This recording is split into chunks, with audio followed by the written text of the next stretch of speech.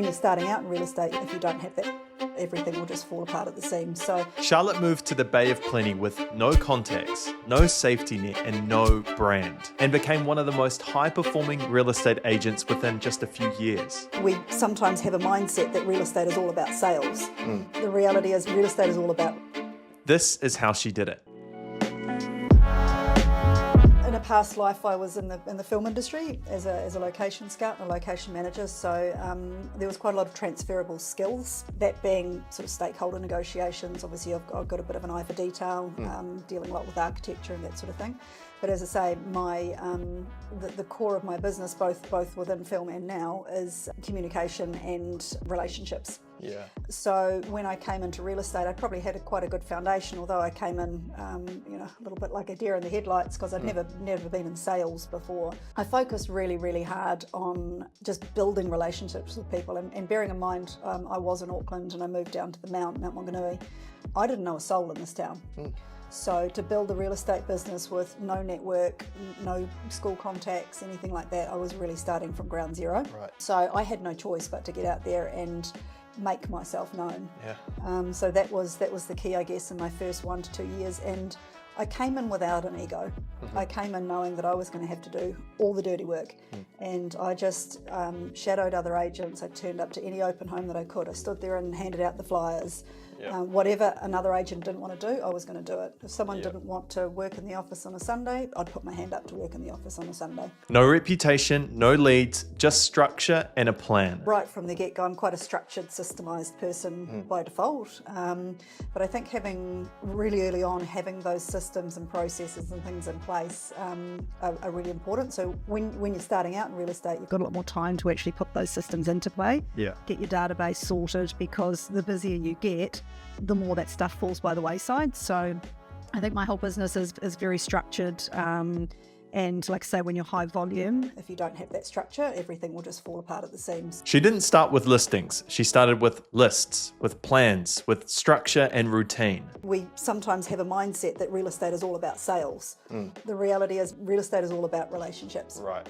And all about communication. And so I've sort of landed in a place now after that first couple of years of finding my feet, of going, you know what, I'm just authentically me. So whether I'm opening the door of a $2 million house or I'm opening the door of a $500,000 house, they're going to get the same version of me. Great. And that's something that I think has been really integral to my success. In a sea of scripts and slogans, being authentically her became her strategy. Real estate is becoming there's more and more paperwork, and we spend longer and longer in the office, and you don't sell houses by sitting in an office.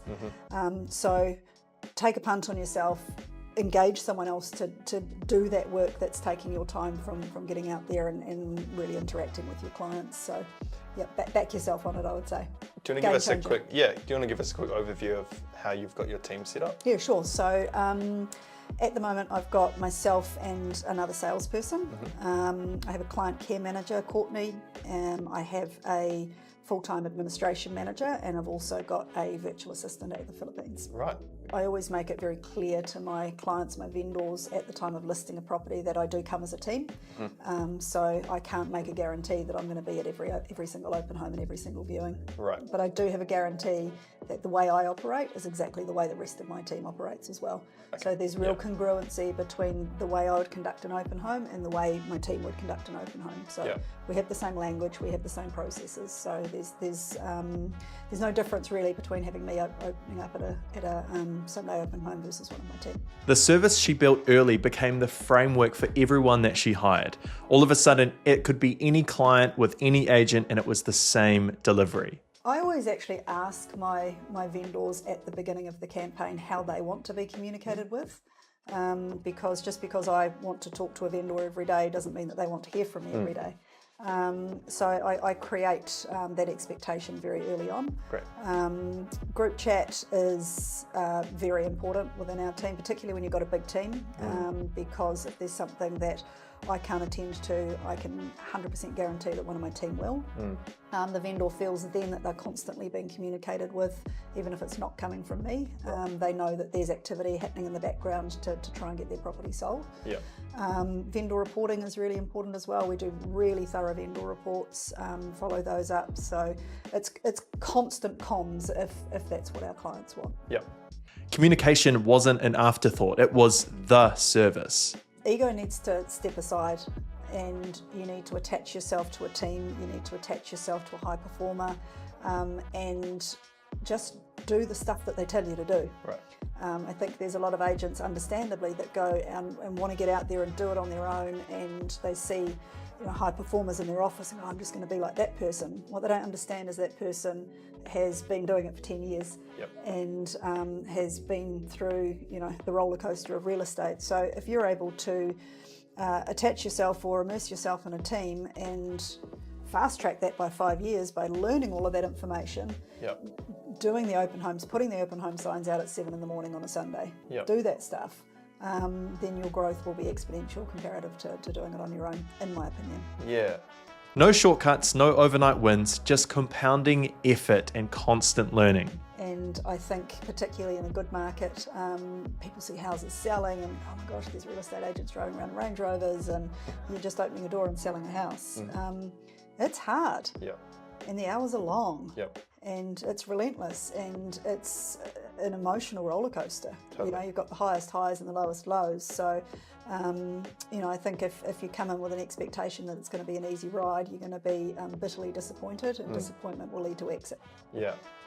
Okay, just to summarise, there's a lot of nuggets that you brought up. Definitely consistency and being confident in your personality, being authentic to yourself. But also having the humility, right, to come alongside someone in your office who's a lot further ahead. But to, a lot of people envy the result, but they don't envy the work. So understand that it might take some years. It might take years of hard work doing the right things consistently to get where you want to be. And that I love that last, piece of advice that you gave around people that go in thinking it's easy. Like, maybe just don't change. You can. The great thing about perception is, the great thing is that perception is reality. So if you perceive that it's going to be a lot harder than you think it is. 100%. It's almost arcs back to that law of attraction thing, doesn't it? If you've got that mindset of going, oh, this is really hard, this is really hard, this is really hard, it's going to be hard. Yeah. So just remain positive about it, and that is also another benefit of being in a team. If you're surrounded by people that are successful, that are operating their day in a really structured way, having positive conversations, then you can't help but come along for the ride with that stuff when you're surrounded by great energy. Totally.